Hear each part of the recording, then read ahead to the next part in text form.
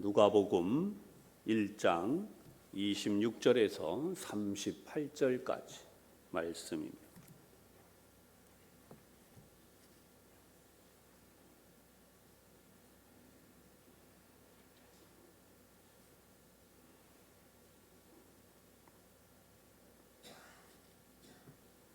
누가복음 1장 26절에서 38절. 제가 가진 성경은 신약 성경 87면입니다.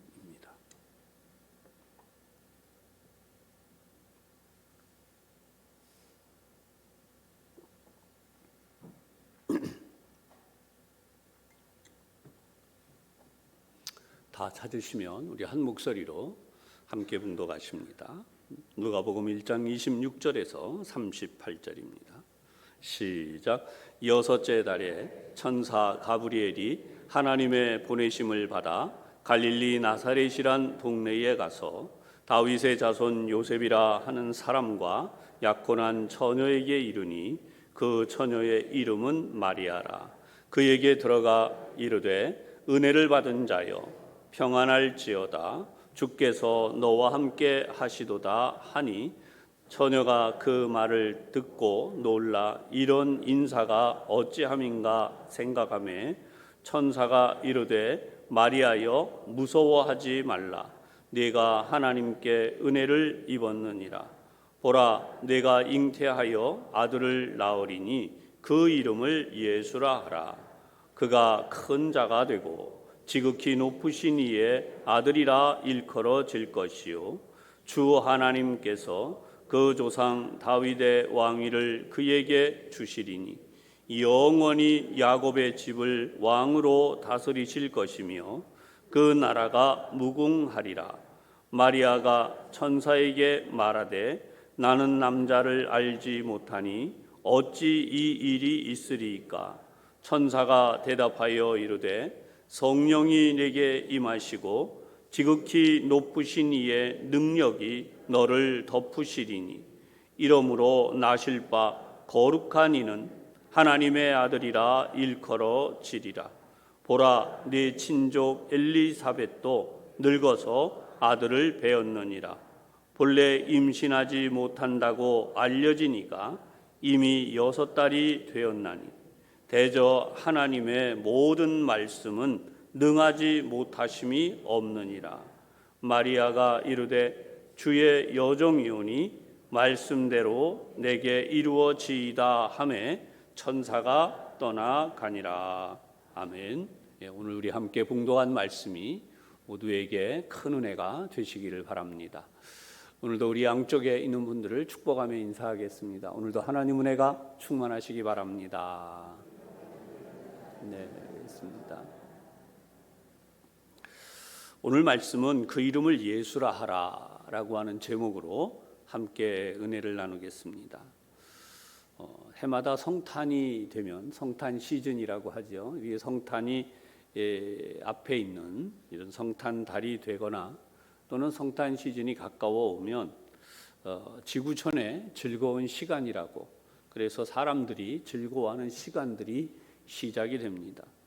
지난 코로나 기간 동안에는 이나마도 하지 못했지만 금년에는 상당히 많이 곳곳에서 이 캐롤 소리들이 들리고 있습니다. 이런 이 캐롤을 통해서나 또 이제 성탄 분위기를 고조시키는 이런 장식물들을 통해서 곳곳에 이 상업성이라고 할 수 있는 이러한 이벤트에 열을 올리고 있는 업체들이 있고, 또 크리스마스 시즌이라고 하는 이 기간 여행을 유도하기도 하고, 그래서 이 어느 때보다 높은 관광 수익을 올리기도 하고 그런 일들이 지금 있죠. 물건을 팔기 위한 상술이라고 하지만 그나마 감사한 거는 그 가운데에 이 크리스마스라고 하는 부분들을 우리가 좀 생각하게 하고 있다라고 하는 것입니다. 또 이제 그 산타크로스라고 하는 그런 선물 주는 인물로 또 등장을 시켜서 성경과는 크게 상관이 없지만 그런 부분에서 또 우리 나눔의 시간, 또 즐거움의 시간, 아이들에게는 선물을 주는 이가 찾아온다고 하는 기대감을 가지고 하고 있죠. 근데 이렇게 있는 이 모습에서는 우리가 예수님이라고 하시는, 우리가 그 성경을 통해서 정작 이 크리스마스의 주인공이 되시는 예수님의 흔적을 찾기는 어려워지고 있다는 것이죠. 상업주의에 물들어가고 있는 크리스마스, 그리고 이 크리스마스 전후로 해서 사행성 오락, 흥청거리는 그런 분위기가 우리 사회를 요란하게 하고, 또 이 LED로 장식한 트리들이 이 성탄이라고 하는 것을 생각은 하게 하지만 정말 성탄의 의미를 거기서 찾기는 어렵다라고 하는 것입니다. 사실 신앙생활을 우리 열심히 해오고 있는 교우들은 그런 것들을 보면서 하나님께서 예수님을 이 땅에 보내신 성탄의 때가 되었구나, 이런 생각을 하죠. 오늘도 우리가 보고 있는 성경은 하나님께서 독생자 예수님을 어떻게 이 세상에 보내셨는가 하는 것을 알려주시는 말씀입니다. 진정한 성탄은 어떻게 시작되었나? 오늘 본문은 바로 우리가 이러한 주님의 오심을 깊이 생각하고 정확하게 알 수 있는 그런 내용을 알려주고 있어요. 지금으로부터 2000여 년 전에 성탄의 이야기, 그것이 바로 오늘 본문이죠. 아무도 예수님이 이 땅에 오시리라고 생각하지 못하고 있었을 때였어요. 지금 우리가 사는 세상은 참 많이 익숙해졌죠. 예측, 예고, 이런 것들이. 그래서 언제쯤 날씨가 어떠할 것이다, 언제 눈이 내릴 거다, 또 언제쯤 비가 올 것이다, 이렇게 예보가 되어지는데 아주 익숙해져 있습니다. 그리고 이 정치적인 것이나 경제적인 것도 다 예측을 해서 이야기를 하죠. 이런 어려움들이 있고 이런 호황이 있을 거다, 이런 이야기들을 하는데, 예수님이 오실 때에는 그 누구도 예수님의 탄생에 대해서 알지 못하고 있었다는 것입니다. 극히 일부 동방의 박사들이라고 하는 이들을 제외하고는 예수님께서 이 땅에 오시는 것에 대해서 아무도 알지 못했는데, 성경은 그러한 예측이나 예상과는 다른 하나님께서 직접 계시하시고 알려주신 예수님의 탄생에 대한 기록이 오늘 우리가 본 본문에 나와 있어요. 어릴 때부터 교회를 다니신 분들은 이 본문의 내용을 너무 잘 알고 있고, 교회 학교에서 배웠을 뿐만 아니라 또 연극으로 연출하면서 아마 하나님께 영광을 돌린 그런 기억들이 있으실 것입니다. 그러나 그렇지 않은 경우는 대부분 그냥 하나의 성경에 들어있는 기사로 읽고 지나가는 경우가 참 많이 있으실 것입니다. 오늘 이 본문의 말씀을 보시면서 예수님이 정말 오셨구나, 예수님이 이렇게 탄생하셨구나, 여러분 이렇게 생각하며 은혜를 받는 그런 여러분들이 아마 되셨을 것이고, 오늘 이 시간에는 다시 한번 그런 하나님의 은혜를 생각하며 은혜가 충만한 시간이 되시기를 바랍니다. 이 성경은 마치 영화의 장면을 보고 있는 것 같아요. 제가 오늘도 한 절 한 절 본문을 보면서 여러분들과 함께 생각을 하겠습니다. 여섯째 달에 그랬습니다. 26절에 보니까 여섯째 달에, 여기서 여섯째 달은 이 앞쪽에 보시면 우리가 봉독을 하지 않았지만 이제 이 땅에 예수님이 오시기 전에 예수님의 탄생을 알릴, 예수님이 오심을 알릴 인물이 있었는데 그가 바로 세례자 요한이었어요. 이 세례자 요한을 이제 이 땅에 보내시면서 하나님께서 알려주었던 때가 있습니다. 그때로부터 세례자 요한의 탄생을 알려주었던 때로부터 6달이 지나서라고 하는 거죠. 6달이 되었을 때 세례자 요한, 예수님보다 6달 먼저 태어났다라고 하는 것을 우리가 이 본문을 통해서 알 수 있는 거예요. 많은 사람들이 세례자 요한은 어떻게 태어났는가, 이제 뭐 성경에 있는 내용을 통해서 우리가 이야기하는데 예수님과의 나이 차에 큰 관심도 없고 알지도 못하죠. 하지만 이 성경이 알려주는 것은 하나님께서는 놀랍게도 세례자 요한을 6달 먼저 보내셔서 예수님의 탄생을 예고하게 하셨다라고 하는 거죠.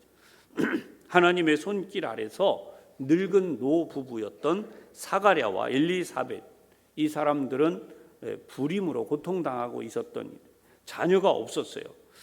참 신기하죠.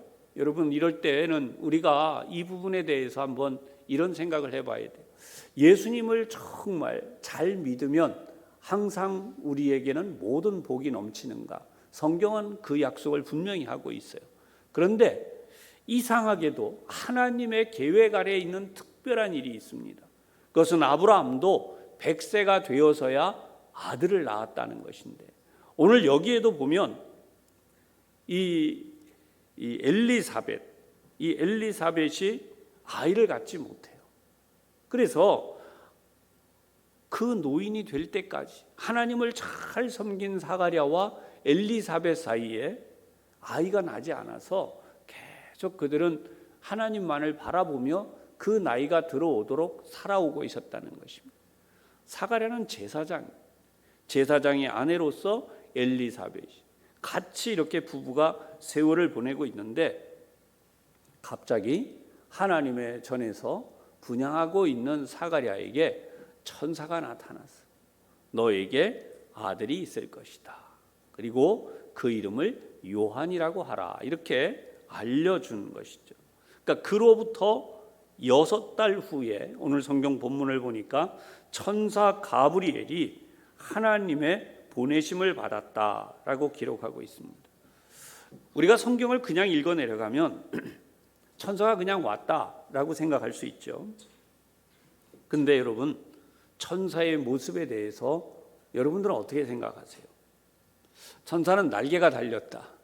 그래서 날아다닌다. 이제 이렇게 생각할 수 있기도 하고, 이런 이동에 대한 생각을 하다 보면 날개를 펄럭이며 날아 내려올 수도 있겠다. 이렇게 여러분들이 생각할 수 있겠죠.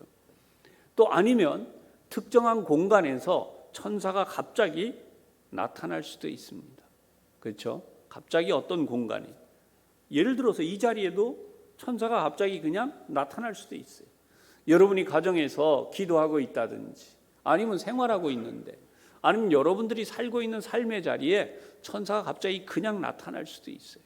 그러니까 천사의 나타남에 대해서 오늘 성경은 이렇게, 천사 가브리엘이 하나님의 보내심을 받았다라고 하는, 천사가 나타나는 것에 대해서 제가 여러 가지 말씀을 드렸는데, 또 이런 경우도 있어요. 성경을 보면 천사가 그 하나님이 만나기를 원하시는 사람 앞에 미리 보내놓으세요. 거기서 기다리고 있어요.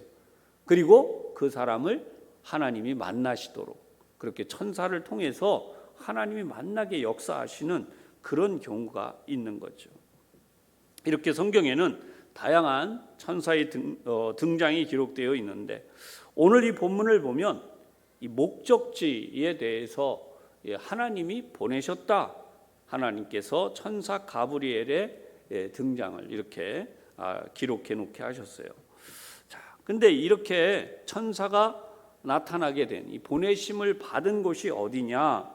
바로 가브리엘이 나타난 곳은 이스라엘 땅의 중북부 지역이라고 할 수 있는 갈릴리 호수, 바로 거기에 갈릴리 지역이라고, 우리는 이렇게 갈릴리 지역이라고 설명을 해야 돼요. 그런데 그 동네 조그마한 나사렛이라고 하는 마을에 찾아갔다는 거죠. 천사가 나타났는데 나사렛이라고 하는 조그마한 그 마을에 누구를 찾아갔느냐? 마리아라고 이름하는 처녀를 찾아갔다라고 기록하고 있습니다. 이 처녀는 다윗의 후손인 요셉이라는 청년과 약혼을 한 상태였다는 것입니다. 여러분, 다윗의 후손이라는 것은 지난 주일에 제가 설교에서 하나님께서 다윗을 왕으로 세우신 다음에 정말 하나님이 기뻐하셔서 다윗을 통해서 어떤 일을 하기를 원하셨다고 하셨냐면, 영원히 내 왕위를 이어갈 자를, 하나님의 왕좌를 이을 자로 이렇게 다윗의 뒤를 이어서 하나님이 세우시겠다. 이 약속이 지금 이루어지고 있는 것이 오늘 이 본문에 다윗의 후손이라고 하는 의미로 기록이 되어졌다는 것. 성경이 그냥 기록되어진 내용은 평범하지 않고 반드시 여기에 하나님의 약속이라고 하는 것이 있는 거죠. 여러분, 우리가 오늘도 이 말씀을 왜 봐야 돼요? 하나님이 우리를 이렇게 역사하셔서 구원하셨다라고 하는 것입니다. 세상에는 우리가 이런 일들이 있어요. 우리 자녀들에게 공부를 시키든지, 또 아니면 우리가 어디를 여행을 해본다든지, 또 어떤 음식을 만들어 먹는다든지, 그러면 궁금한 게 있죠. 이게 어떻게 시작이 됐지? 그 유래가 무엇이지? 근데 여러분, 그렇다면 우리가 믿는 신앙에 대해서도 마찬가지입니다. 저와 여러분이 오늘도 예수를 믿게 되었는데 그냥 무작정 예수 믿었다 이렇게 끝나는 경우는 아니잖아요. 예수를 믿다 보니까 나 같은 죄인이 어떻게 예수를 믿게 되었나? 하나님께서 어떻게 이 세상에 독생자 예수님을 보내셨나? 그 독생자 예수님이 오시게 된 그 배경과 그 내용이 궁금해지잖아요. 여러분, 이런 내용을 우리가 알수록 우리에게 은혜가 되는 거죠. 오늘도 이 예배를 드리는 여러분들에게 예수님의 탄생이 생생하게 우리의 삶에 임재하시는 하나님의 은혜로 채워지는 귀한 시간이 되시기를 바랍니다. 그래서 영원한 왕위를 주셨다. 그렇구나. 예수님은 우리에게 영원한 왕이 되시는구나. 여러분들은 왕정 시대에 살고 있지 않으니까 왕정에 대해서 익숙하지 않죠. 그렇죠? 하지만 이런 경우는 익숙할 거예요. 뭐 큰 회사의 회장님, 정말 훌륭한 분이야. 그런 분이 있어서 우리나라가 이렇게 좋은 일들이 있어. 아니면 국가의 지도자로 어떤 분을 이야기할 때 그런 분이 있어서 우리나라가 이렇게 잘 되었어. 뭐 이런 생각해 본다면 여러분, 예수님이 우리의 인생에 있어서는 비교도 안 되는 놀라운 우리의 지도자요, 왕 중에 왕이 되신다라고 하는 사실이에요. 자, 오늘 28절의 본문을 보니까 천사가 마리아에게 들어가서 이렇게 인사를 해요.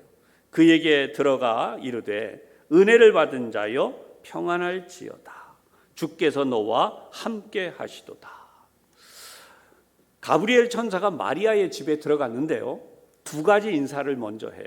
첫째는 은혜를 받은 자라고 합니다.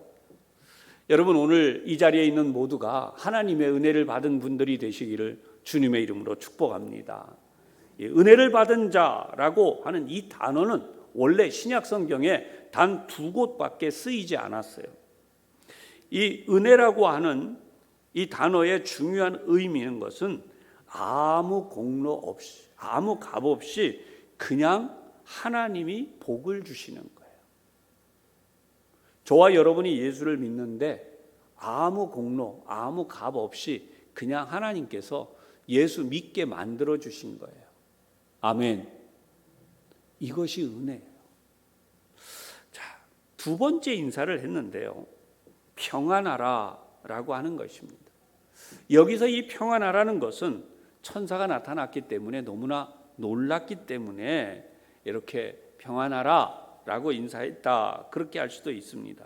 그런데 그거보다 더 중요한 것은 하나님께서 너에게 평안을 주셨다라고 하는 것입니다.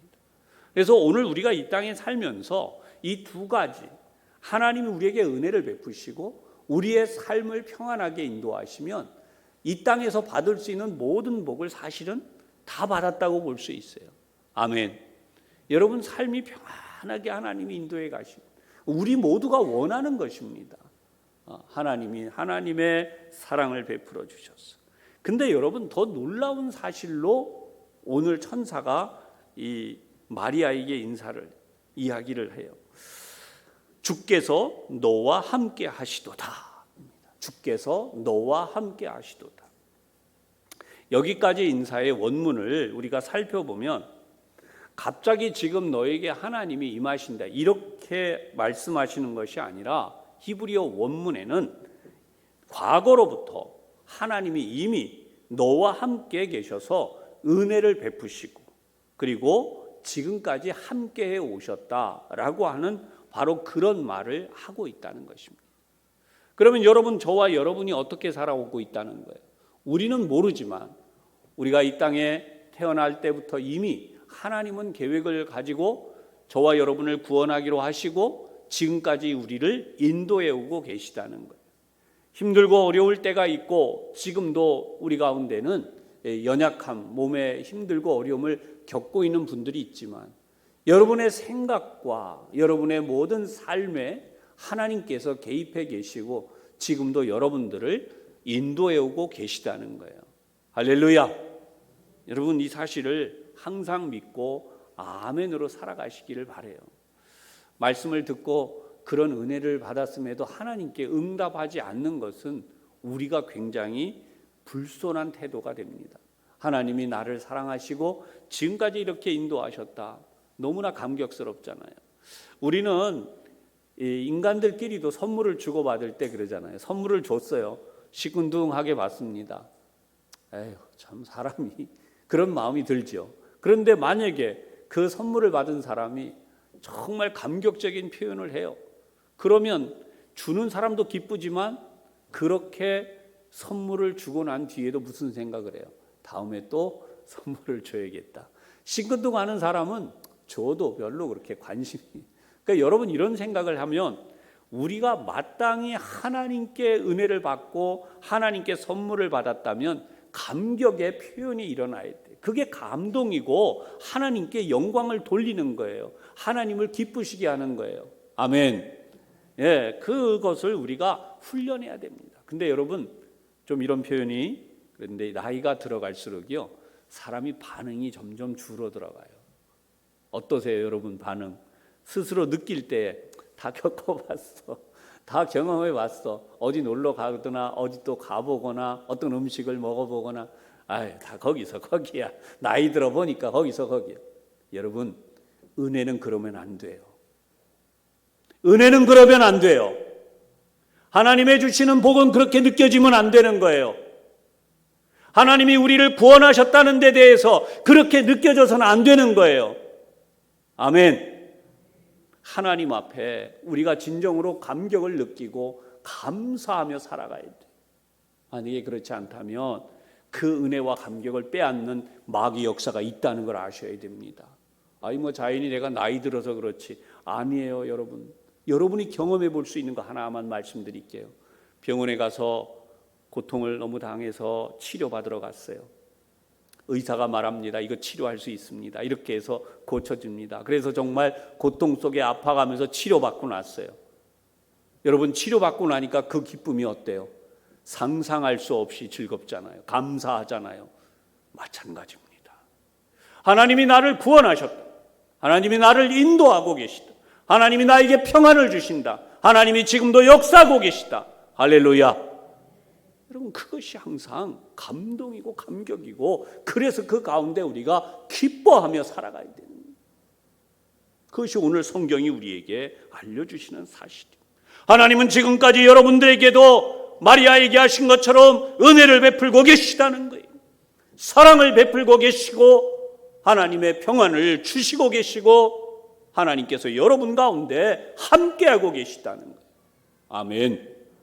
이런 은혜와 감격이 여러분들에게 충만하시기를 바랍니다. 오늘 성경을 보니까 29절 30절에 처녀가 그 말을 듣고 놀라 이런 인사가 어찌함인가 생각하며 천사가 이르되 마리아여 무서워하지 말라. 내가 하나님께 은혜를 입었느니라. 갑자기 천사가 나타나서 자기에게 이런 이야기를 하니까 이게 어찌 된 일이냐는 거예요. 초자연적인 천사의 등장도 너무도 놀랍지만 어떻게 나에게 이런 일이 일어나고 있는가? 이 과분한 데 대한 놀라움이라는 거예요. 두려움도 당연히 있고 나에게 이런 일이 어떻게 일어나는가라고 하는, 우리로 말하면 얼떨떨한 분위기도 된다는 거죠. 그러나 과분함이 있어요. 아니, 내가 뭔데 하나님이 나에게 이렇게 역사하시나. 이것이 마리아의 겸허한 신앙이었다. 천사가 다시 강조한 것이 뭐냐? 너는 하나님께 은혜를 입었다라고 앞에도 강조했지만 30절에도 다시 강조했어요. 그러면서 하는 말이 31절, 보라 내가 잉태하여 아들을 낳으리니 그 이름을 예수라 하라. 천사가 마리아에게 놀랄 수밖에 없는 사실을 말하는데요. 뭐라고 해요? 내가 잉태하여 아들을 낳으리니. 우리 같으면 이제 곧 우리 요셉하고 내가 이렇게 약혼을 했으니까 곧 결혼하겠구나 이렇게 생각하겠는데, 이 본문의 말씀은 그런 얘기가 전혀 아니라는 거예요. 내가 잉태하여 아들을 낳는다고 하는 이 말은 정말 천사의 등장만으로도 어지러움, 현기증이 느껴질 정도인데, 천사가 하는 말은 그야말로 펄쩍 뛸 말이에요. 자신에게 아이가 생기고 아들을 낳게 될 거라는 것입니다. 그리고 그 이름을 예수라고 하라. 이렇게까지 아이의 이름을 말하고 있어요. 예수는 히브리 말로 여호수아와 같은 그런 이름이 되고, 여호와는 구원이시다라고 하는 뜻이에요. 이제 마리아에게 아이가 생기는데 이 아이가 태어나면 예수라고 하는 이름을 주라 특별 명령이 내려졌어요. 그리고 천사는 계속해서 말합니다. 32절 33절, 그가 큰 자가 되고 지극히 높으신 이의 아들이라 일컬어질 것이요 주 하나님께서 그 조상 다윗의 왕위를 그에게 주시리니 영원히 야곱의 집을 왕으로 다스리실 것이며 그 나라가 무궁하리라. 여러분, 우리가 이 성경 본문을 보면 정말 감격스러운 것이 있어요. 크다 또 높다라고 하는 이런 개념이 나오고 있는데, 인간이 생각할 수 있는 최고의 한계치를 설명할 때 지극히 높다라고 하는 개념으로 설명을 합니다. 천사는 이제 마리아가 낳을 아기가 어떤 존재라고 이야기를 하는 거냐면, 비교 불가, 누구와도 비교할 수 없는 분이 되실 것이다. 그런 분이 태어나실 것이다 라고 세 가지로 설명을 하고 있는데요. 첫째, 그 자체로부터 그 자체가 이미 크신 분이시다라는, 예수님 자신이, 태생이, 그분의 태어나시는 그 태어남 자체가 비교할 수 없는 분이시다라고 하는 것입니다. 두 번째는 지극히 높으신 이의 아들이라 일컬어질 것이다. 유대인의 개념으로 지극히 높으신 분은 하나님 한 분뿐이에요. 그런데 그 하나님 한 분의 아들로 태어난다는, 하나님의 아들로 태어난다, 유대인들은 이 생각 해본 적이 없어요. 그런데 천사가 지금 이야기를 하는, 네가 지금 낳게 될 아이는 바로 하나님의 아들이다.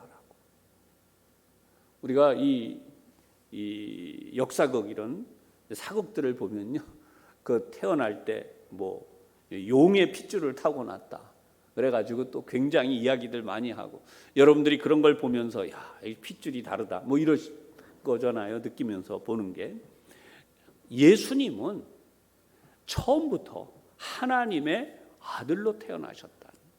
저와 여러분이 이 사실을 분명히 알아야 돼요. 마지막 세 번째로 나오고 있는 것은 뭐냐면, 하나님께서 그 조상 다윗의 왕위를 그에게 주신다. 우리가 앞에서 보았듯이 하나님이 다윗을 합당하게 기뻐하셔서 그의 뒤를 이어갈 영원한 왕위를 세우겠다라고 했는데, 바로 이 역사가 이 속에서 이루어지는 거죠. 마리아는 다윗의 왕가를 이어갈 영원한 왕위를 가질 왕을 태어나게, 예수님이 바로 그를 통하여서 태어나서 그렇게 왕위를 이어갈 것이다 라고 하니까 그만 우리 같으면 기절해 버렸을 수 있어요. 이건 뭐 도대체, 너무나 놀라고 할 말을 잃은 거죠. 그러면서 33절, 영원히 야곱의 집을 왕으로 다스리실 것이고 그 나라가 무궁하리라. 천사의 이 설명 속에 하나님이 하실 일이 들어있어요. 그게 뭐냐면, 야곱의 집이라고 하는 것은 이스라엘 민족을 가르치기도 하지만 이제 예수님을 통하여 구원받을 모든 이방인들이 여기에 포함되고 있는 거예요. 그래서 야곱의 집이라고 하는 표현을 썼어요. 예수님이 이제 이 땅의 모든 사람들을 다스리시면서 영원한 왕국을 세워 가실 것이다 라고까지 설명을 해 주었습니다. 사실 마리아가 많은 지식이 있는 사람이에요. 요즘 우리가 흔히 이야기하는 것처럼 뭐 대학을 나오고 또 굉장히 많이 공부를 해서 식견이 넓고 그런 사람이 아니잖아요. 근데 마리아는 머릿속에 무슨 생각이 지금 들어왔을까요? 도저히 이해할 수 없는 일입니다. 나는 그 많은 지금 천사가 설명해 주고 있는 이 많은 말에 대해서 우선 나는 다 이해할 수가 없지만 이런 부분을 먼저 말하고 싶습니다 라고 하는 것이 바로 34절이에요.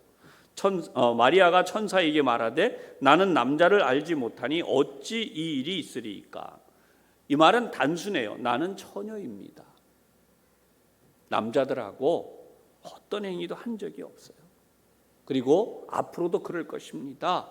결혼하기 전에는 이런 일은 없다라고는 이야기를 하고 있는 거죠. 근데 나는 처녀의 몸입니다 라고 이야기하면서 어떻게 이런 일이 있겠습니까? 라고 하는 거예요. 네, 여러분, 이 세상에 많은 사람들, 예수를 믿고 이 말씀을 받아들이고 아멘으로 받아들인 사람들을 제외한 모든 사람들은 이해할 수 없는 내용이 나와요. 바로 35절이에요. 제가 오늘 여러분들에게 이 본문을 이렇게 강조하는 중요한 이유가 바로 이 본문 때문이에요. 천사가 대답하여 이르되 35절 성령이 내게 임하시고 지극히 높으신 이의 능력이 너를 덮으시리니 이러므로 나실 바 거룩한 이는 하나님의 아들이라 일컬어지리라. 여러분 어떠세요? 성령이 너에게 임하시고 지극히 높으신 이의 능력이 너를 덮으신다. 이것은요, 육체적인 방법으로 마리아의 몸에 아기가 생기는 것이 아니라는 거예요. 아멘. 육체적인 방법이 아니라는 거예요. 남녀의 관계를 통해서 생기는 아기가 아니라는 거예요. 전적으로 성령님이 하나님의 역사하심을 통하여서 마리아의 몸에 아기가 생기게 하시고 그분이 바로 하나님의 아들이라 일컬어질 예수, 하나님의 아들 예수님이 생겨나고 탄생하시게 된다는 거예요. 아멘. 네. 이게요 초자연적인 역사잖아요. 제가 부활절이 되었을 때에 늘 강조하고 있는 우리의 죄를 사하시기 위하여 동정녀 마리아의 몸에 예수님이 오셨다. 그 이유는 뭐냐면 인간의 죄를 대속하시기 위해서는 죄가 없으신 분이 오셔야 되는 거예요. 여러분 우리가 알고 있는 대로 원죄라고 하는 것은 남녀의 관계에서 생겨나는 모든 사람들은 다 원죄, 인간이 가지고 있는 아담 이후에 생겨난 죄를 가지고 태어나요. 그러나 하나님의 아들 예수님은 그런 죄가 없는 분으로 하나님께서 직접 성령님을 통하여 마리아의 몸에 아기 예수님을 생겨나게 하시고 이 땅에 태어나게 하셨다는 거예요.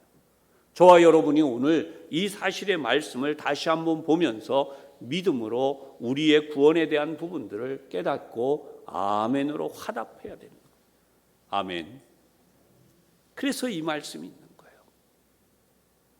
어떻게 이런 일이 나에게 일어나겠습니까? 라고 할 때에 천사는 하나님이 이미 하고 계신 일을 하나 더 설명해 주었어요. 그것이 36절이죠. 보라, 내 친족 엘리사벳도 늙었지만, 이렇게 이 본문을 다시 재해석해 본다면 이런 뜻이에요. 이미 늙어서 아이를 가질 수 없는 상태지만 그러나 아들을 가졌느니라. 아멘. 내 친척 엘리사벳에게 아이가 생겨났다. 본래 아이를 가질 수 없다라고 했던 그가 이제는 아이를 가진 지가 6달이 되었다라고 설명을 하는 거예요. 하나님은 나이가 많아서 도저히 아이를 가질 수 없는 임신 불가능의 엘리사벳도 잉태하게 하셨는데 너에게 불가능한 일은 없다. 똑같이 하나님은 얼마든지 하실 수 있는 일이다 라고 설명을 하고 있어요. 여러분, 우리가 구원받음에 대해서 내 죄가 사해지고 하나님이 나와 함께 계시고 나의 생애를 인도해 가시고 복 주시는 이 모든 것, 어떤 증거로 알 수가 있어요? 여러분, 종종 우리는 증거를 요구합니다. 나에겐 이런 것이 증거야. 실제로 그 증거에 대한 많은 이야기를 합니다. 그러면 여러분, 오늘도 우리가 살아가고 있는 삶은 마찬가지입니다. 저와 여러분이 오늘 아침에도 일어나서 이 자리, 예배의 자리까지 나오는 이 모든 과정, 미리 예견되어져 있었나요? 이미 경험하기로 되어져 있어서 저와 여러분이 오늘 이 자리에 모여서 예배하나요? 아니에요. 우리는 예견되어진 게 아닙니다. 정말 우리가 흔히 하는 말로 밤사이에 무슨 일이 날지 알지 못하는 일이에요. 세상에는 수많은 일들이 있습니다. 그런데 그 속에도 오늘도 하나님 나를 지켜주셔서 인도해 주시고, 오늘도 우리 모두가 아침 식사를 안 한 분도 계시겠지만 맛있게 아침 식사 잘 드시고 힘내서 여러분들의 이 몸과 마음 모아서 하나님 앞에 이 예배를 드릴 수 있게 해주신 거예요. 이것을 생각해 보면 이것이 다 하나님의 기적이요, 하나님의 은혜요, 하나님이 복 주신 것임을 깨닫게 되는 것입니다. 할렐루야. 그래서 오늘 우리 감사하게 되는 거예요. 37절에 놀라운 선언이 나와요. 대저 하나님의 모든 말씀은 능하지 못하심이 없느니라. 아멘. 하나님이 우리를 구원하셨다. 그러면 우리를 구원받은 거예요. 하나님이 우리의 죄를 사하셨다. 그러면 우리의 죄가 사해지는 거예요.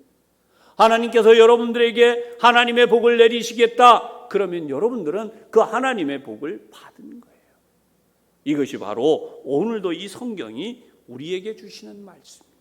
그래서 오늘 이 본문의 마지막, 마리아가 너무나 겸손하기도 하지만 확실하고 위대한 신앙 고백을 합니다. 38절, 마리아가 이르되 주의 여종이오니 말씀대로 내게 이루어지이다 하매 천사가 떠나가니라. 가장 위대한 고백이 뭐냐? 주의 여종이라는 거예요. 나는 당신의 종입니다. 우리가 마리아의 순종을 본받을 때 가장 중요한 것이 바로 이 부분이에요. 어떤 하나님의 뜻이든 나는 나는 하나님의 종입니다. 천사 앞에서 나는 당신의 종입니다. 당신이 하나님의 보내심을 받은 분이니 그 뜻대로 하나님의 말씀대로 이루어질 것입니다. 여러분, 우리가 예수 믿고 구원받았다고 하는 것은 바로 이 부분이에요.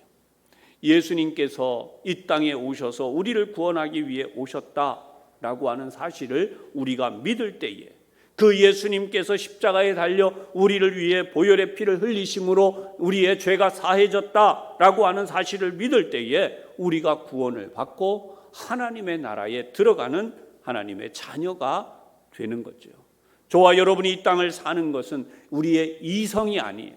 이게 이성의 판단으로 내가 죄사함을 받았구나, 내가 구원을 받았구나 라고 이렇게 납득해서 이해를 해서 그렇게 살 수 있는 게 아닙니다. 오직 한 가지, 우리는 믿음으로 하나님의 구원을 받아들이게 되는, 아멘. 믿음으로 그 구원을 받아들이는 거예요.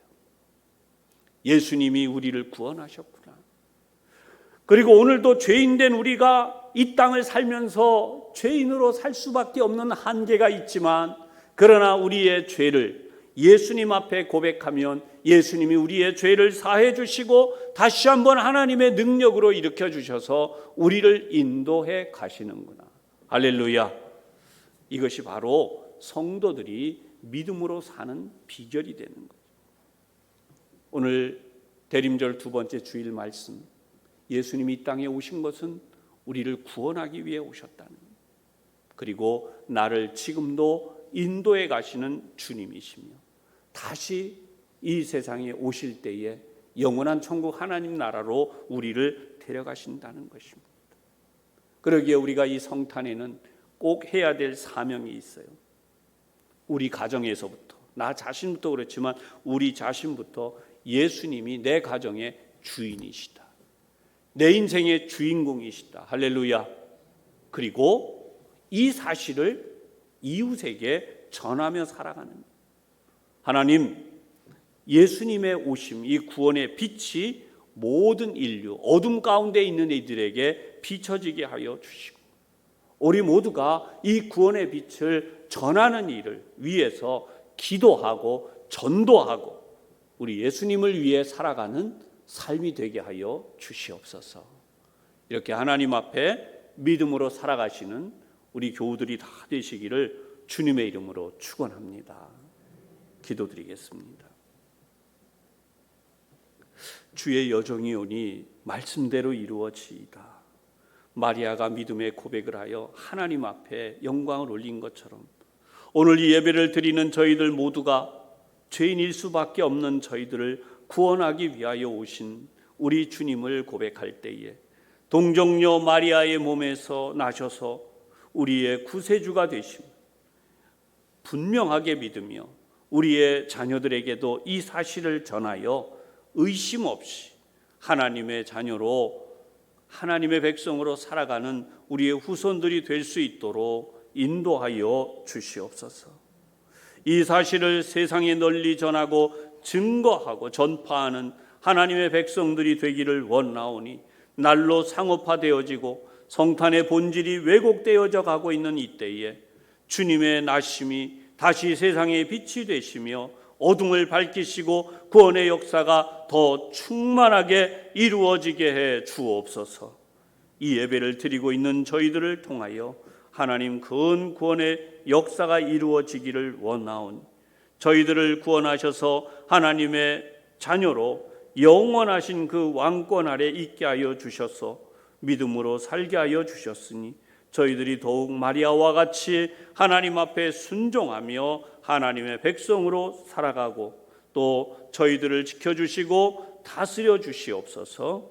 예수님 이름으로 기도하옵나이다. 아멘.